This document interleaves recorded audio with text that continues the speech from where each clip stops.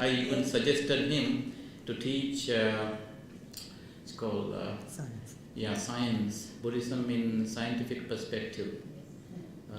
When I was in school, I would score, before going to the monastery to become a monk, I would score 100% for my science papers. However, after becoming a monk, I never happened to learn science, but I would continue to read science. So that when I met him many years ago, I got very deeply interested in his perspective on Buddhism and science. So I think so we are going to talk about. We didn't announce a theme, but last night we talked about Five components of Panchaskandha. Yeah, 5 components, or the Panchaskandha as taught in Buddhist psychology, Abhidhamma. So I will just give you a prelude, and then I will add the microphone to him. Right? While you are free to ask any questions pertaining to the discussion, I myself will ask some questions. So that being said, now everyone is familiar with the word Nama Rupa. Nama and Rupa. Nama is name and Rupa means body. Now, according to one of the earliest translations, English translation of Nama Rupa into English, Nama Rupa is considered not as, well, it's understood that Nama Rupa is one word in Pali. In English, however, Nama is name and Rupa is form, name and form, mind and body. Layman's language of Nama Rupa is mind and body. However, according to one of the earliest translations, which is by Rhys Davids, Nama Rupa when translated into Pali is considered one word, the mind body. And nowadays, especially in health sciences, mind and body are not used as 2 different words but as one word.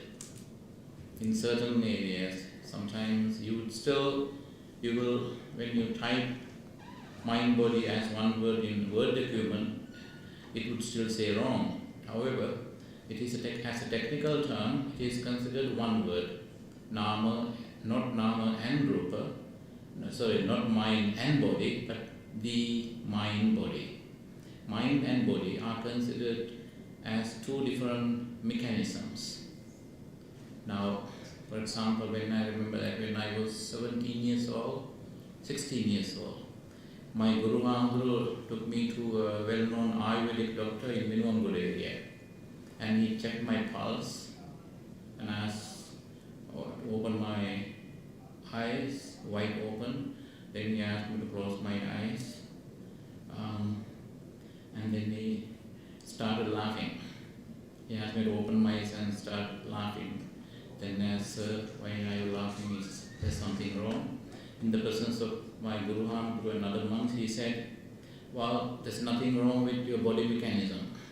It's perfect. You are a teenager.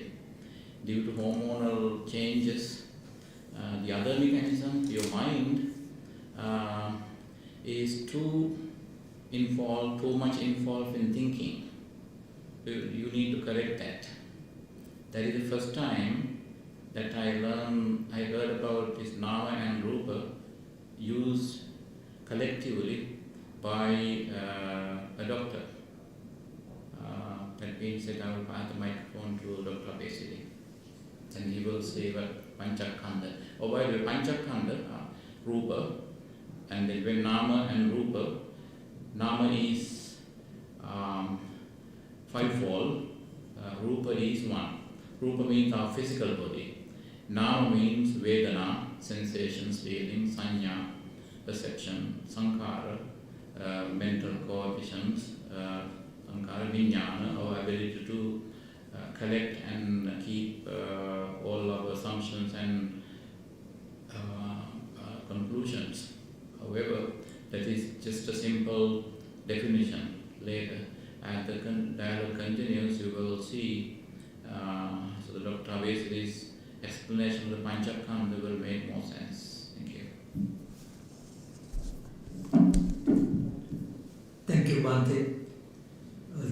start with, I think I need to go back a little bit in history, because even in the West and the East, people thought that this body is made of permanent things, substances. And they said that it was formed by earth, water, fire and air. And these are the basic things with which the body was made. This was supposed to be created. And then later on, people said, no, it can't be created, it is just nature by chance. But still they believe that these are all substances. And this belief came all the way up to the 19th century, about 200 years ago.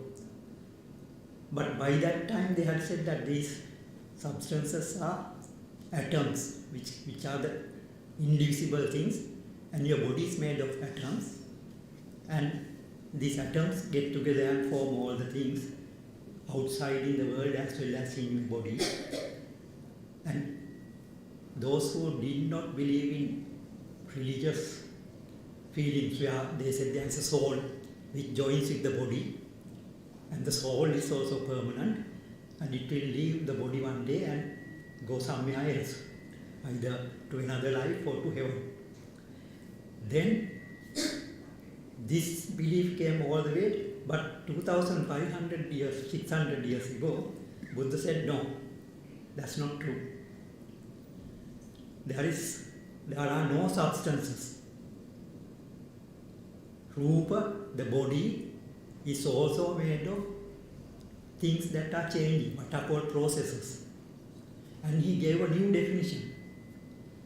And he said the mind and the body are dependent on each other. Body is dependent on the mind, and the mind is dependent on the body. And the people who believed in the soul said, no, the soul is separate, body is separate. This belief came all the way down to the 19th century, till they found out that this so-called atom is not the final substance, but it is again divisible into what are called subatomic particles, protons and neutrons, electrons, protons and electrons. Then they said, right, still protons and electrons are substances, and the soul is separate and these are separate. Then in the 19th century came what is called the quantum theory. In the quantum theory they said, no, protons and electrons and all these things are made by quantum particles. And these quantum particles have their properties. One quantum particle gives you the weight, mass, one gives the heat, like that. And by combination of these, the atoms are made, and from the atoms the bodies are made. So when Buddha said that Nama and Rupa were dependent on each other, then now we see that the body is also processes. And these processes and the consciousness or the vijnana are dependent on each other. So science has now come to the conclusion that everything is made of processes. And even the quantum particles, they say, are waves, not substances. So when Buddha said that everything is made up of changing processes, this is what the science has now proved. Only thing is, science has not found out what the vijnana or the consciousness is. What they say is that it is an emerging property from the physical processes. Apart from that, they can't say anything. If it is an emerging property from the physical processes, we can accept that. Now, you know that from your 5 sensory organs, whatever you see, hear, taste, smell or feel, your vijnana comes out. So from the physical processes, you get the mental processes. Depending on that, vijnana or the consciousness arises. But supposing you are seated here, you are listening to this talk, and then suddenly a thought comes to your mind. I want to get up and go. Unprovoked thought. And you get up. What happened? Your mind has made your body work. So how can science explain that? They can't. This is why Buddha said, body depends on the mind depends on the body. And in the what you call the mental processes, there is a thing where the Bhante said there is feeling, there is perception, that is you feel, you perceive, you see something like a nice flower, and then you get a feeling, it's beautiful, happy feeling. They arise. And from there, the consciousness arises. And if you think of what happened to you, you know that you have developed a nice feeling about the flower. So when Buddha said that the 5 components or aggregates or something depend on each other, this is what science has half proved, but science has not found out what exactly is vijnana or consciousness. And they can say that yes, feelings arise. They can say yes, perception arises. But they can't say when you see the same thing, how 2 people get 2 different feelings. Sometimes you see something and say, oh, very nice, and then the next person to me will say, no, it's not nice at all. I don't like it. If it is due to the physical processes, we are all made up of the same, what are called the DNA and all this stuff. Then how can we get 2 different feelings? This is what science cannot explain. So, main thing is that still consciousness or vijnana is not explained by science, and up to that, the physical part, what Buddha said has been proved true, that they are all processes. What they say is that quantum particles are waves. They are not particles. They are particles when you look at it. The example given is, supposing you go on the street and you see a circle of fire moving around and around, and you wonder what it is. And then you, in the night, you go closer and see that somebody is twirling the circle of fire. Then you say, oh, stop that. And he will stop, and then what do you see? It is one single fire which looks like a circle when you turn. This is what happens in quantum particles. It is all the time moving, therefore it's a wave, but when you stop that movement and look at it, it looks like a particle. This is what has been taken by Vihara Buddhism as sunyata, voidness, emptiness. We are all made of emptiness at the end, because in the atom there is a single little what's called the proton and neutron in the center. They are also turning around each other, and then you get electrons going like the solar system, and most 99% of that atom is space. So we are made out of 99% space at the end. So this is the most simple explanation that we can give about these 5 aggregates or 5 components of the body. And naturally, if they are all the time changing, then they are impermanent. You never know what time they will fall apart. because it is impermanent, it's not satisfactory, dukkha. And there is no permanent, what you call it, Atma, soul or consciousness. And Buddha said, it is a stream of units. Your consciousness is like something that is something pulsating all the time, changing. All the time changing consciousness. When Buddha said that, even in the 19th century also, people used to laugh, how can that be? Then an American philosopher called William James, who is supposed to be the father of philosophy in America, said, no, consciousness is momentary thing, changing all the time. Now they have taken it up and said, William James is the first person who said consciousness is a changing thing. Forgotten Buddha.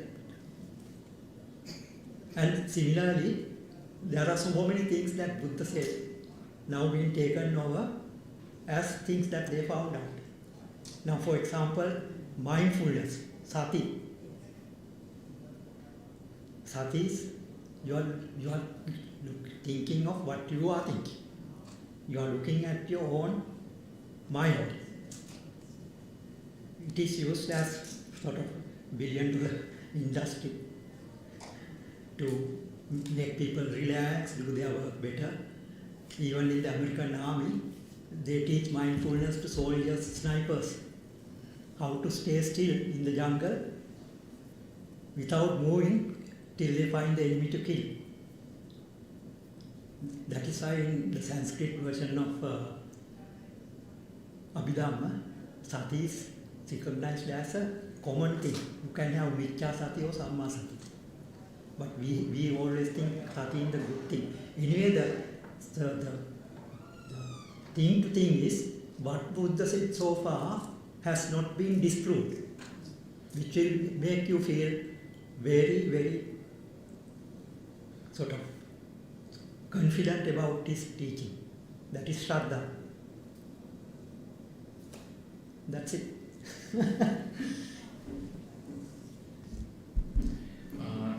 Thank you very much, Doctor. As you brought up quantum physics, Yeah. since quantum physics was introduced, I was personally more interested in quantum physics due to one key word, the word that you with waves. Now, there are two Pali terms that would correspond to that quantum physics term waves. That is Bhava and Marichi. Now, Bhava, as actually he well explained that by the time Buddha appeared in the world, there was people believed an unchangeable substance called Atman, soul. Now, Buddha, instead of as a spiritual leader, Buddha didn't directly counter that. Instead, he reinterpreted the term.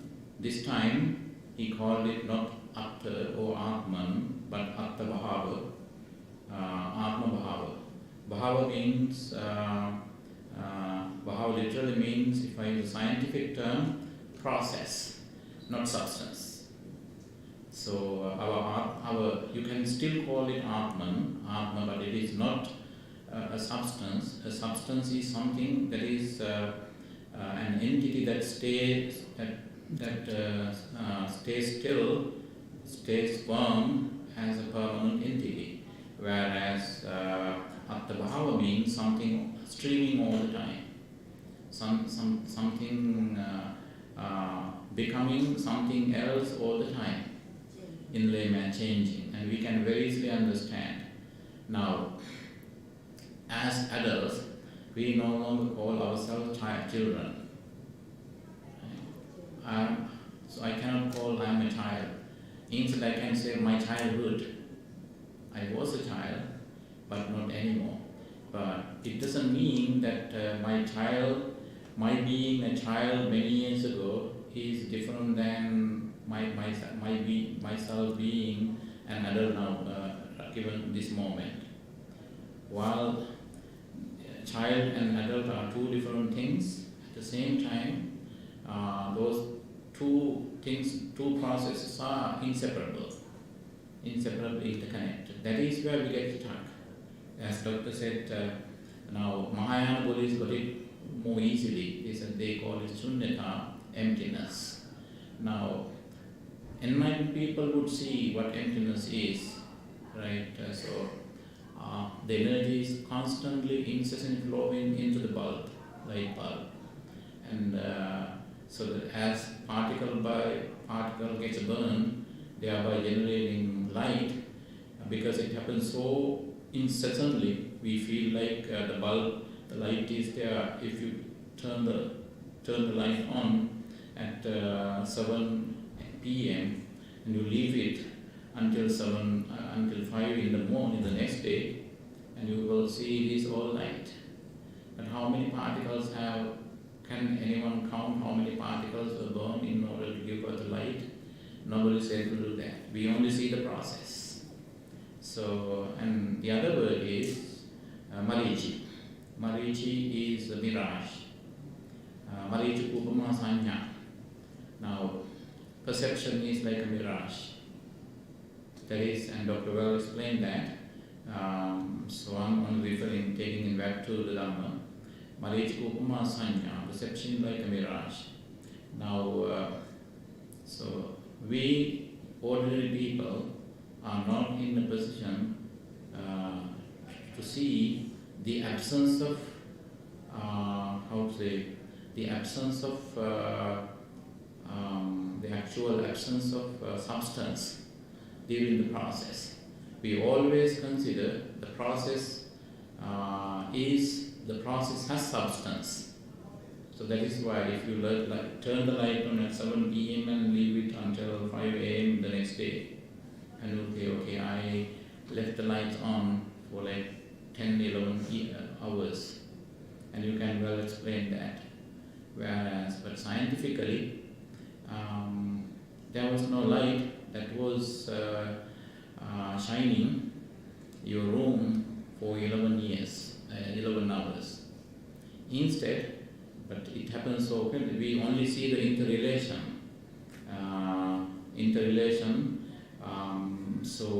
Between these, but we don't see the process. We only see the reflection of the process. That's what in Buddhist language is called the reflection of the process. In quantum physics, we call it waves. So that is when, but we get easily, as Doctor said, while you say, describing something, you say it's very nice, and next to the person sitting next to you say, no, it's not nice at all. Why two different perceptions? Why two different perceptions in relation to the same thing, same object, same scenario? It is because of the way we grasp it. So that is where the real problem is. So we, at that point, while one says that it is nice, the other one is not nice. Both are correct, both are wrong. You have a right to claim that it is nice. Why? That is how you see it. Where the person sitting next to you saying it's not nice at all, and the other that person is countering your idea, but you can put the blame on the other party because, and you can at times you can come defensive. No, what I am saying is right. The other party will say no, what I am saying is right. So that is because the problem with this our perception. Now that is called marichi or mirage. Now these are the two words, mirage and bhava, being. We are being something all the time. So there's no atman, there's no atta, there is atta bhava, or there is atma bhava. Buddha clearly used that word. Our being is a process. So that is where Buddha's explanation is, and quantum physics stand closer than Buddha's teaching in general science. As Doctor said, probably in 20 years' time, there will be a whole different definition of our existence, our empirical in the world and everything. As he said, science is Still, compared with Buddha's teaching, science is still in its infancy. So the next thing is 5 aggregates. I would like to invite Doctor to explain 5 aggregates scientifically, one by one. Everything is we know already. I'm also learning. Rupa, we already discussed Rupa. Rupa is now made of quantum processes which become atoms, which become molecules, which become tissues. So we have these bones, everything made up of this quantum part, quantum waves. It's a process. Feeling arises from the sensory organs or from the mind. Actually, Buddha described 6 sensory organs, whereas in the West, sensory organs are limited to 5. And this, again, they say the first person who described 5 sensory organs is Aristotle, who was born about 300 years after Buddha. Whereas Buddha described 6 because the mind itself is a sensory organ. If you close your eyes and bring your finger to your nose, what happens? You can do that without looking at it. That is because your mind knows where your fingers are and where your nose is. That is called proprioception. And when you walk around, you walk without hitting other subjects because your mind knows where they are. Even a blind person sometimes can feel and walk like that. So mind itself is a sensory organ. So these sensory organs take objects. And when they take objects, in Abhidhamma they say that your mind gets vibrated. In Pali term is Bhavanga Chalana. That's a wave, vibration. Your consciousness starts vibrating. And then you get you grasp the object. If it is the eye, the light, hear the sound like that, grasp the object. That causes a sort of what you call grasping the data that goes into your mind, which is the brain, and that causes the feeling, perception. Feeling is whether you like it or not. Perception, first you get the perception, what you call the first sensory consciousness, which they said is a very basic thing. And then you get the feeling, whether you like it or not, and then your mind starts working. That is sanskara. This is the flower that I saw last year at the flower exhibition. I can't remember the name of this flower. Like that, you start making constructions in your mind. That is sanskara. Now all these things at the end is related to your consciousness. That is the vijnana, the 5th component.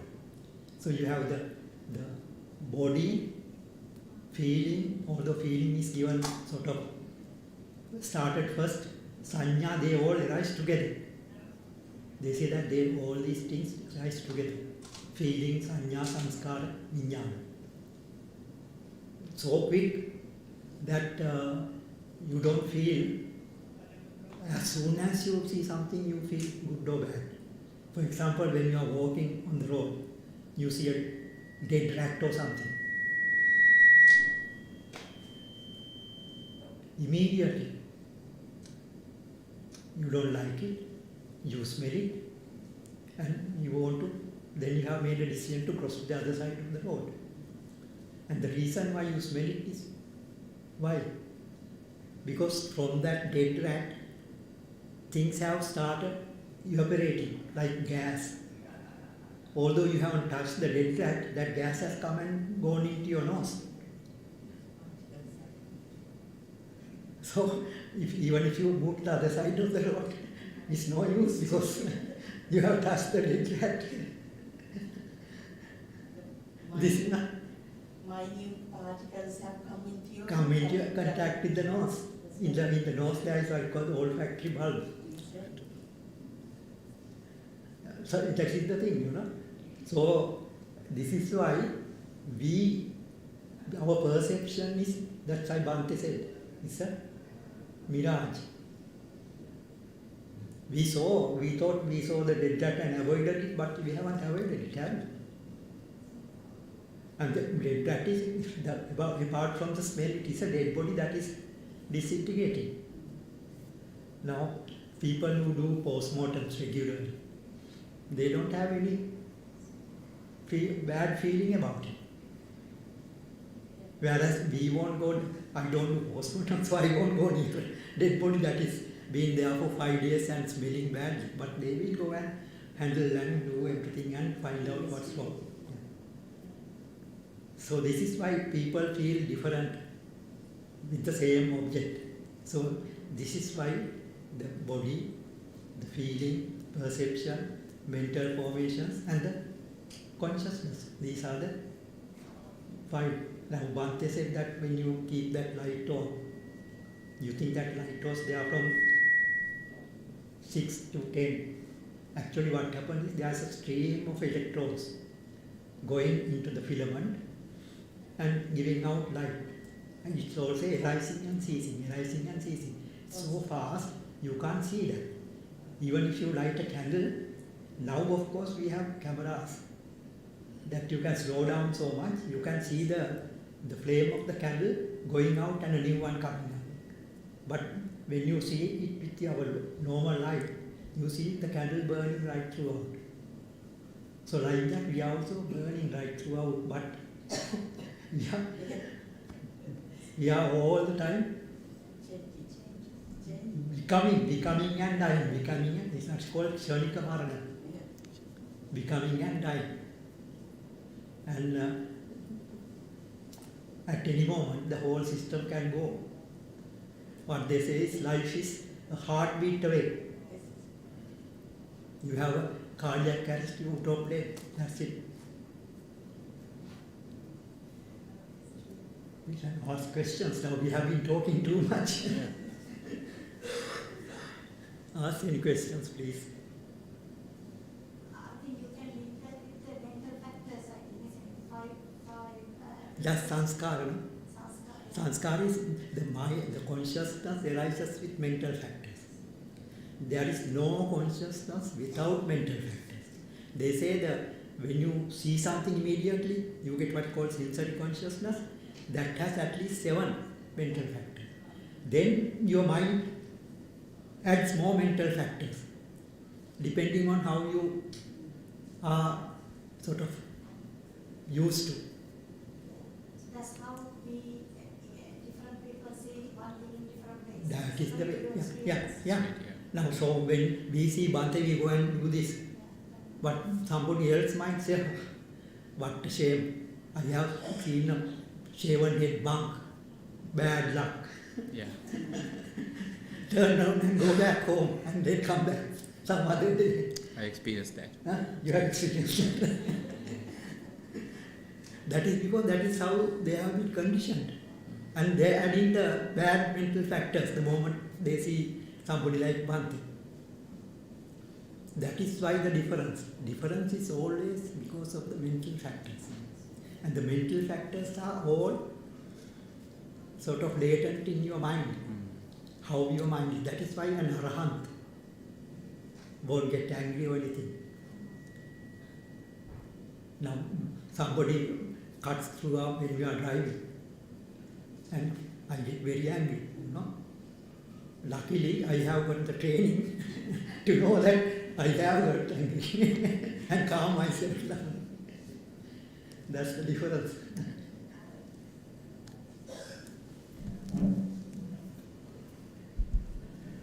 Thank you, Doctor. And another reason why quantum physicists are in love with Buddha's teachings is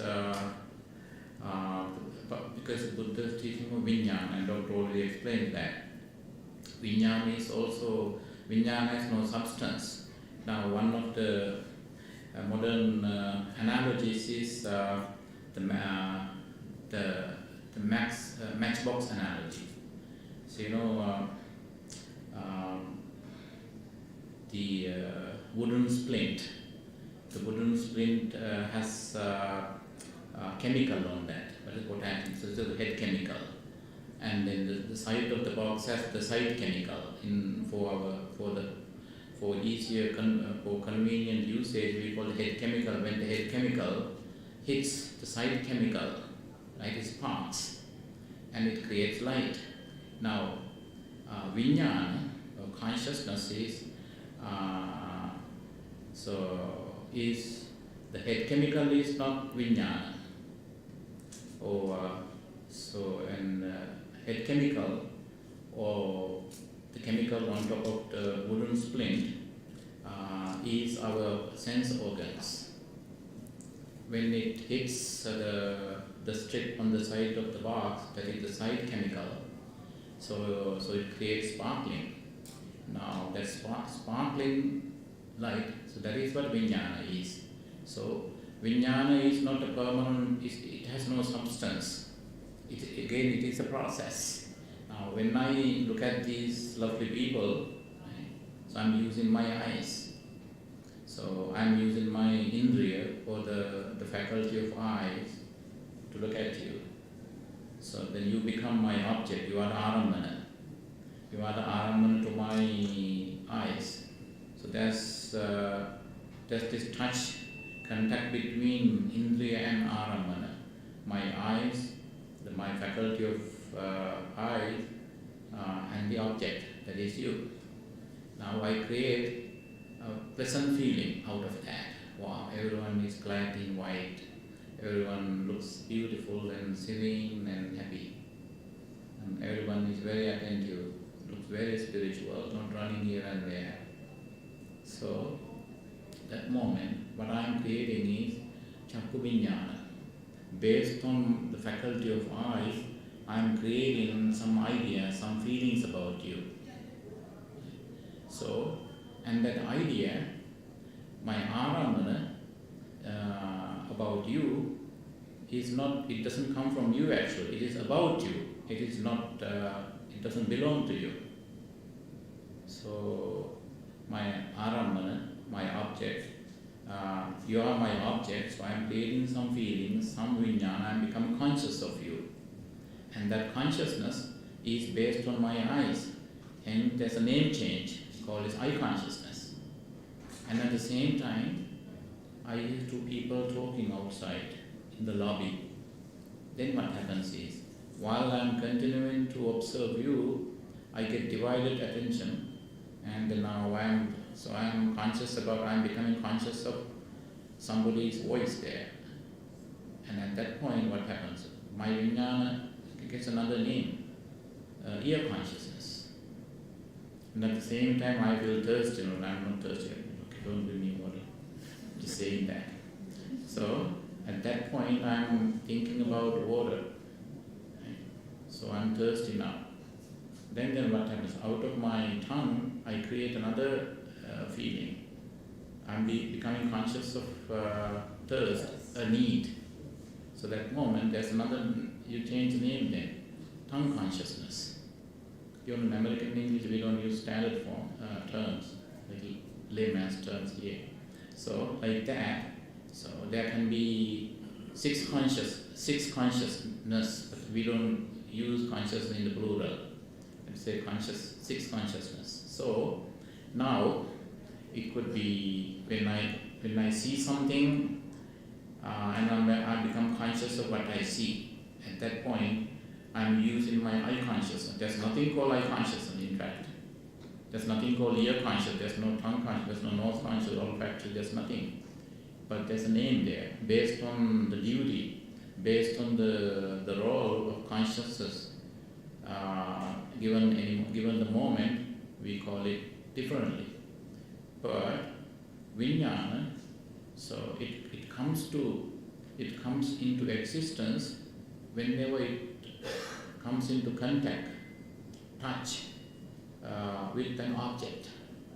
But the problem with us, ordinary people, is we think that my eyes are permanent, eye consciousness is permanent, and what manifests to my naked eyes is also permanent.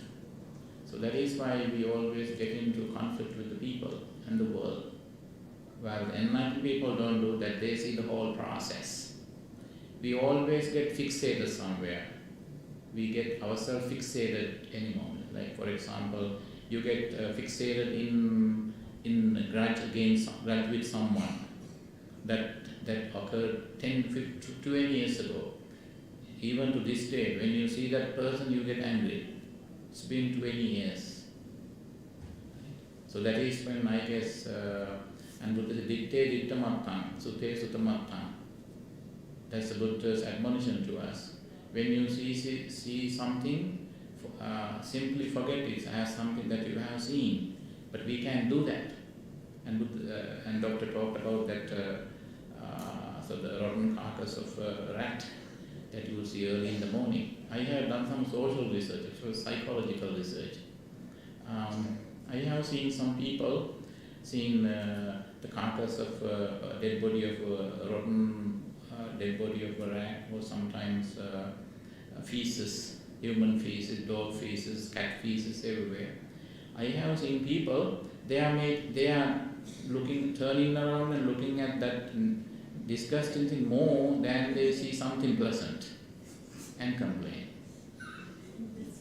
I did some social research in different countries. For example, let's say once I and a couple of my friends and I were walking in a park, touring a park in Florida. And so that somehow, ethically and legally, when you walk the dog, you have to collect all the litter, and then you have to clean the dog after, so that somehow some irresponsible dog owner didn't do that. And so it was all of a sudden, as we were just cutting through the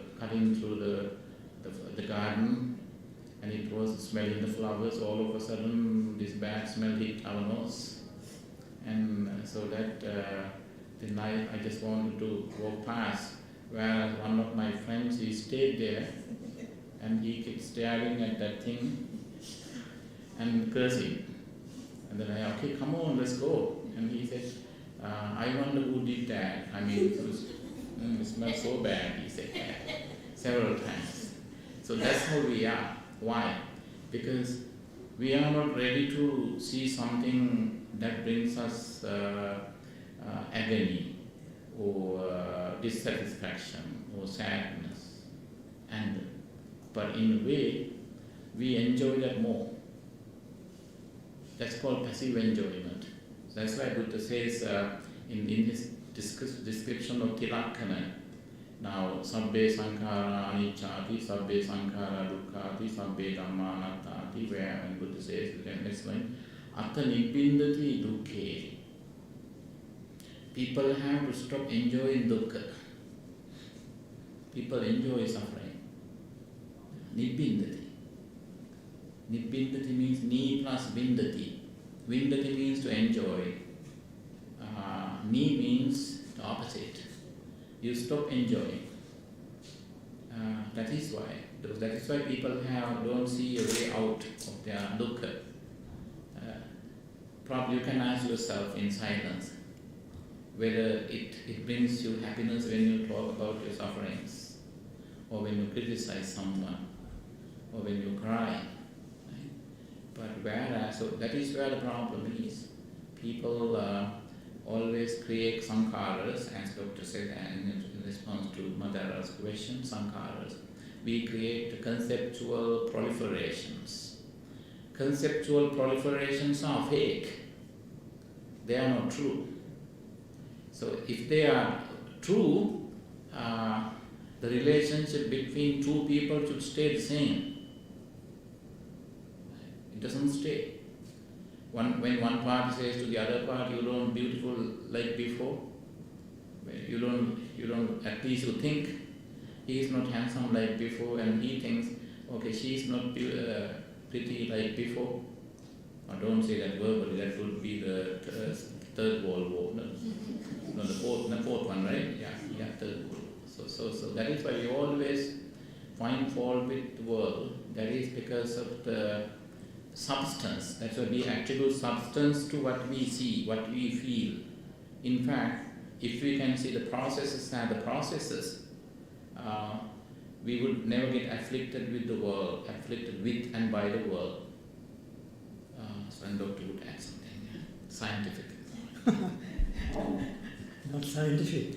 I was thinking Or maybe some humor. that some people maybe bringing from their last life when they see bad things and get attracted. Because it's like that priest who used to be a monkey in his previous lives. And people came and took him for an almsgiving. And when they were walking, when they see a puddle of water, he used to jump over there. So the person who was taking the priest for the almsgiving thought, what a monk. he is not even disciplined in his walk. And then when he went to the second puddle, he went through the puddle, walking through. So that person got... And it was much narrower, right? Yeah. And then this person thought, that's funny. Then he asked, Bhante, you jumped at the other one, you walked through this one. Why? If I jumped this, I would have missed my dhani also. Like that, so many things come from our previous lives. That's why I said this, the latent mental factors are built not only in this life. There are some that come right through samsara. So some people have these tendencies, and it's the Buddha's way is to try to get rid of these bad tendencies and develop good tendencies. That is the thing. Nobody is talking. Is that why they say that Jammita Vada Purudha? Purudha, yeah. You brought Purudha It's habit. the that comes from Yeah, the past life. habit sometimes comes from your past lives. So your new birth, this birth into this life was failed to override your Purudha Yes. habit that you brought from your last life. All right. Yes. Would you repeat, please? What does Buddhism say about random chance? You know, like if you have a thought process, do you Yeah. always Okay. Right. Yeah. Everything doesn't happen due to your past karma or anything. There are 5 things in Buddhism that things can happen. And karma is only one from your past life and your things like that. Random chance, you can get it. You can walk in a field when there is lightning and thunder, and you can get killed because the electricity is attracted to you as something standing out. That could be just chance, or could be so many things coming together. There is always random chance is one.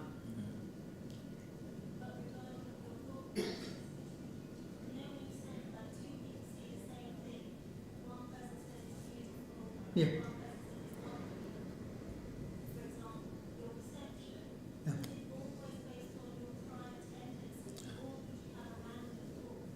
Yeah, what I said is, I am made of the same DNA like you are. There might be some differences, but Homo sapiens have general set of what you call the genome. If it is due to these physical things that your consciousness arises, how come for the same object, 2 people have 2 different feelings? That's what I am trying to point out, that it is not entirely due to physical things. There are so many reasons why. That's why in Abhidhamma there are 5 basic things given for the physical things, like with these climatic things. Then they give what you call the bija, That is the genetics. That's why now we are born as human to human parents because of genetics. That was described in Buddhism as bija. Like that, karma and there are 5 reasons. So there may be many conditions. Nothing happens from one condition. Always things happen due to many conditions. So you can't exclude anything.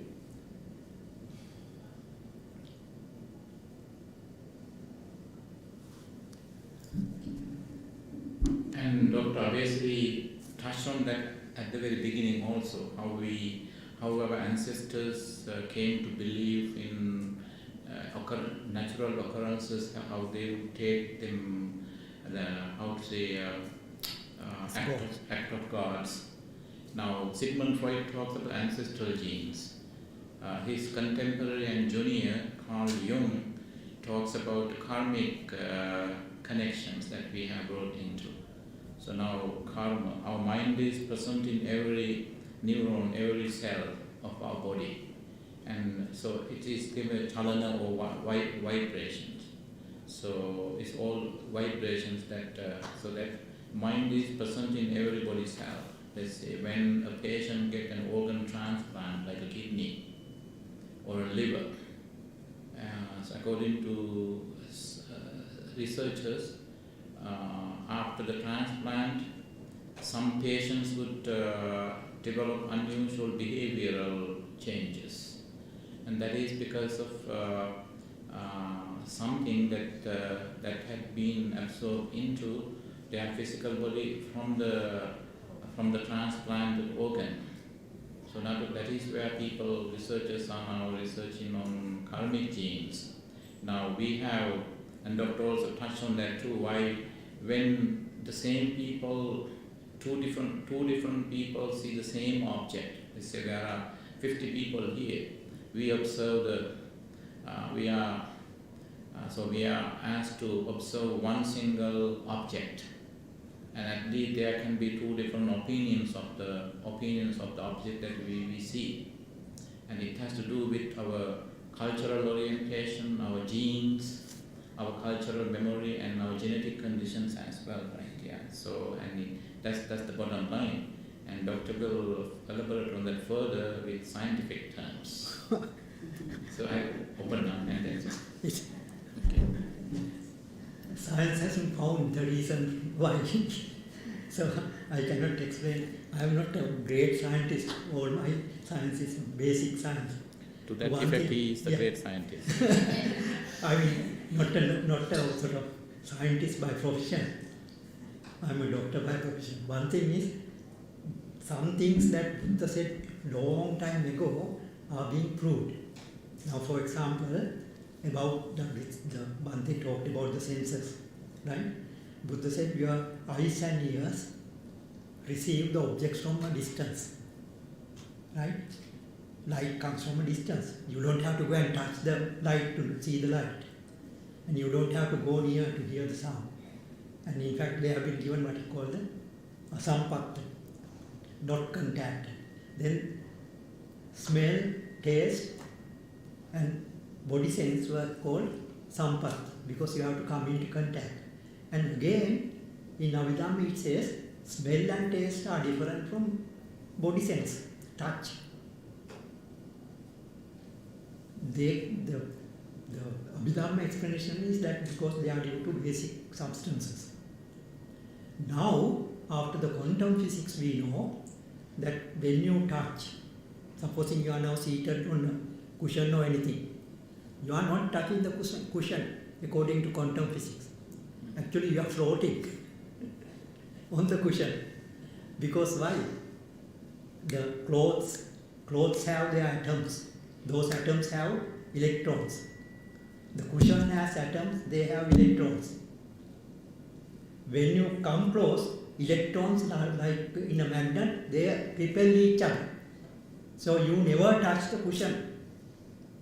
What you feel as pressure is that force between the electrons. So actually, even without meditating, you are floating in there.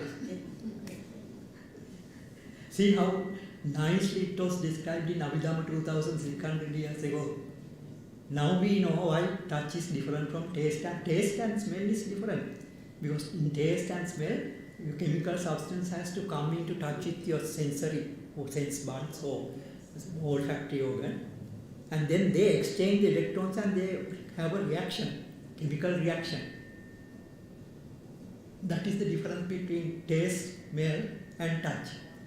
Touch, you are not touching anything.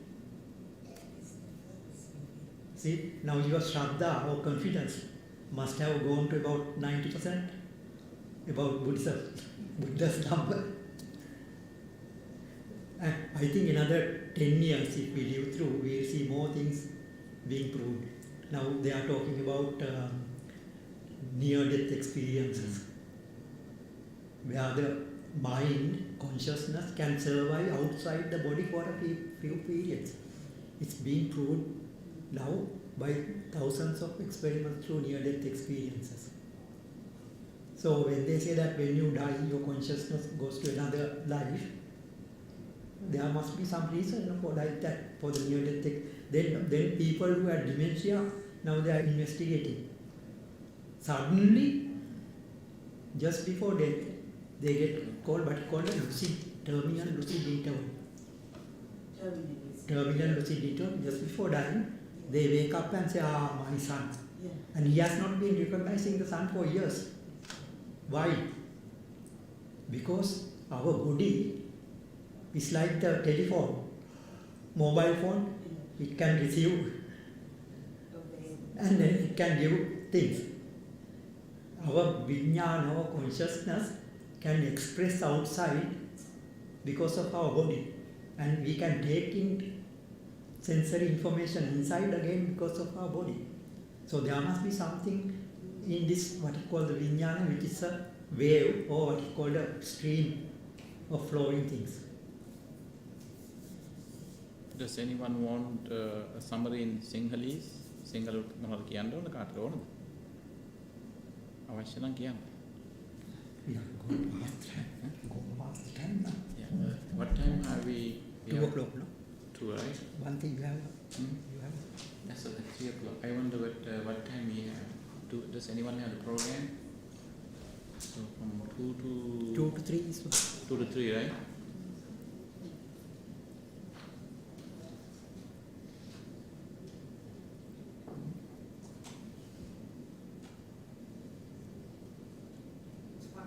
Hmm? 1 hour. What is on at 2 o'clock?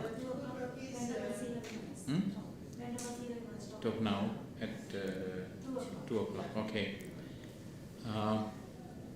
Thank you so much, Doctor, for your contribution. I only provoked him.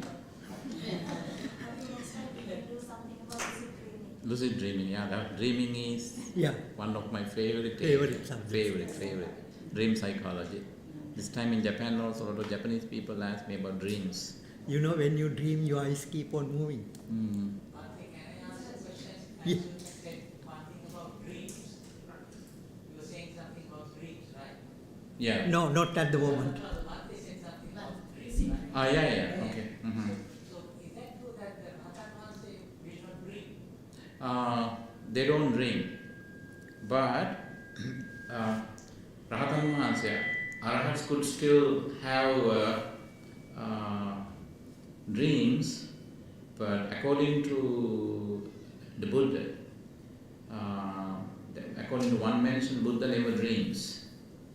So, Arahats as fully enlightened one shouldn't dream as well. Because why dreams are due to anxiety dreams. Enlightened people don't have anxiety. Prophetic dreams are what's going to happen in the future. And Arahants and enlightened one, they don't have to dream because they can see through their supernatural power what's going to happen in the future. So that they don't have that too. And supernatural dreams, how divine beings, certain supernatural beings interact with our mind, and they are not able to do that Buddha's mind and Arahant's minds. Because in order for a supernatural dream, they should come down and plant some ideas in our head.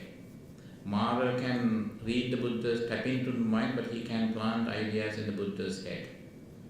or Arahant's head. So that so the next one is so future. What are the four major categories? Or the karmic dreams, karmic or past life dreams. Now, so the Arahants and Buddha, they are not interested in karma at all. We are, because karma, so their body, the body of a Buddha and Arahants are still subject to their past karma, because karma in part created the body. But there's no mention that they would have past life karmic dreams as well. However, there's a subcategory of anxiety dreams that is called dreams due to medical conditions, like health conditions. But Arahats wouldn't dream about their medical conditions. Why? Arahats, this is how Arahats say. They know they are suffering. They feel they are suffering. How they put that into wordings is say, my body is suffering, my mind is at peace. But they don't grasp. They have no attachment to their medical conditions or anxiety. And otherwise they will feel. Whereas when Venerable Moggallana's body was almost crushed by a gang of robbers, as a result of which he decided to go to the Buddha and ask his permission for his parinirvana, his death. And at that point, Venerable Moggallana didn't complain about his pain. He said that my bones are broken. It's time for me to pass away. Why? There's no point living without, it wouldn't be literally impossible to do that. So that is why in general, the bottom line is, enlightened people, Buddha and Arahats, they would not dream. Thank you. So our discussion is now over. Thank you very much, Doctor. As per your suggestions, we will organize some course or problem. Actually, weeks ago, I suggested that I asked Dr. Abesil to teach a course here. Then I said I would sign up for that. You too, right? Yeah, everyone.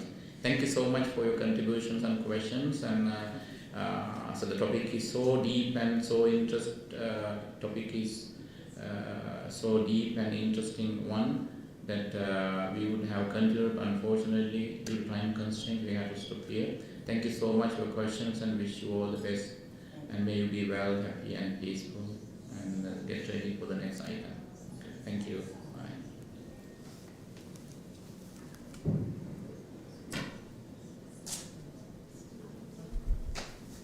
This is still the one. That's the Zoom mic. Yeah, that's one streaming.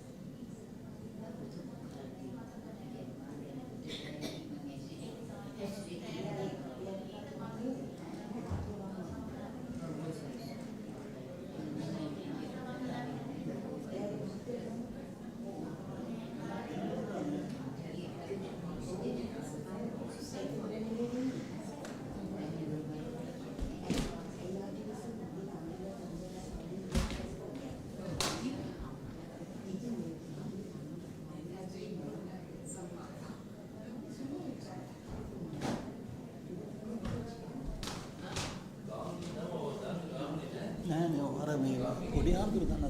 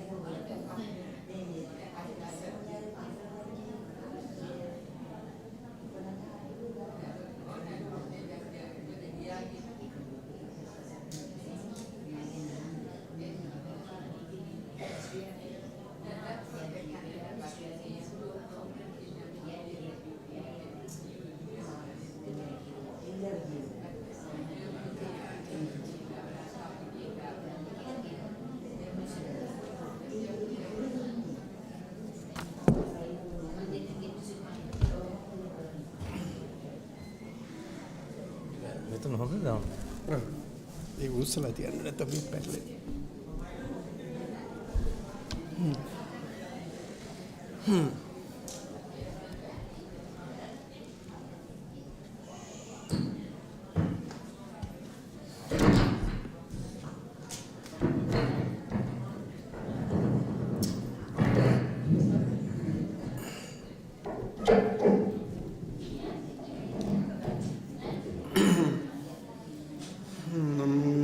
තස්ස වගු